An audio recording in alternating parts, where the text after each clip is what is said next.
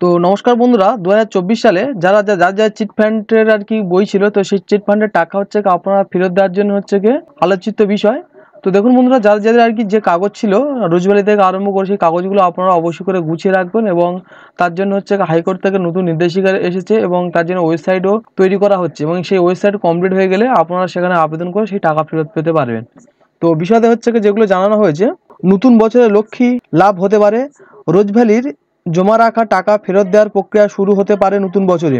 নতুন বছর অনেকের জন্য সুখবর বয়ে আনে। এবার নতুন বছরের সুখবর বয়ে আনছে রোজভ্যালি আমানতকারীদের জন্য।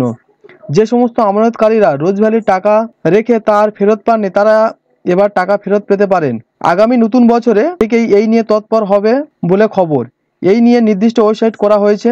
সেই ওয়েবসাইটে টাকা ফেরত না পাওয়া আমানতকারীরা আবেদন করতে পারেন। সেখানে সমস্ত তথ্য প্রমাণ দিয়ে আবেদন করতে হবে, আর সেই আবেদনের সঙ্গে আপনার টাকার সাপেক্ষ প্রয়োজনীয় নথি জমা দিতে হবে। সেই নথিপত্র যাচাই করার পর যদি বোঝা যায় যে আপনি প্রকৃত আমানতকারী, তবে আপনার টাকা ফেরত পেতে পারেন। যাদের জমা রাখা টাকা অঙ্কের পরিমাণ 5,000 টাকার মধ্যে, তারা প্রথমেই টাকা ফেরত পাবেন। পরের ধাপে অন্য আমানতকারীরা টাকা ফেরত পাবেন, তবে প্রমাণ হিসাবে প্রয়োজনীয় নথি জমা দিতেই হবে। সূত্রের খবর, একেবারে আদালতের নির্দেশেই টাকা ফেরত দেওয়ার প্রক্রিয়া শুরু হয়েছে।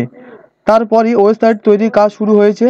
এই ওয়েবসাইটে প্রয়োজনীয় বিষয়গুলি সংযুক্ত করতে হবে, তারপরেই টাকা ফেরত পাওয়ার ক্ষেত্রে আপনি কিছুটা এগোবেন।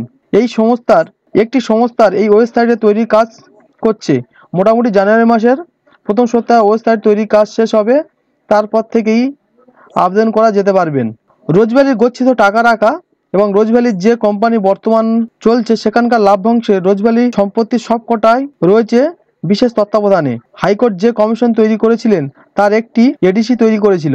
সেই এডিসি আবার রোজভ্যালির সম্পত্তিগুলো দেখাশোনা করে। প্রায় 2100 কোটি টাকার সম্পত্তি বাজেয়াপ্ত করা হয়েছিল। রোজভ্যালির নগদ রয়েছে 800 কোটি, আর রোজভ্যালির মোট আমানতকারীর সংখ্যা 60 লাখ। তাদের মোট আমানতের পরিমাণ প্রায় 3000 কোটির কাছাকাছি। সেক্ষেত্রে এবার টাকা ফেরত দেওয়ার প্রক্রিয়া শুরু হলে হাসি ফুটবে অনেকেরই মুখে। তো বন্ধুরা, ভিডিওটা এই ইনফরমেশন শুনে আপনাদের কেমন লাগলো সেটি কমেন্ট করে জানাবেন, এবং যারা আমার চ্যানেলে নতুন দর্শক তারা অবশ্যই করে চ্যানেলটিকে সাবস্ক্রাইব করে দেবেন।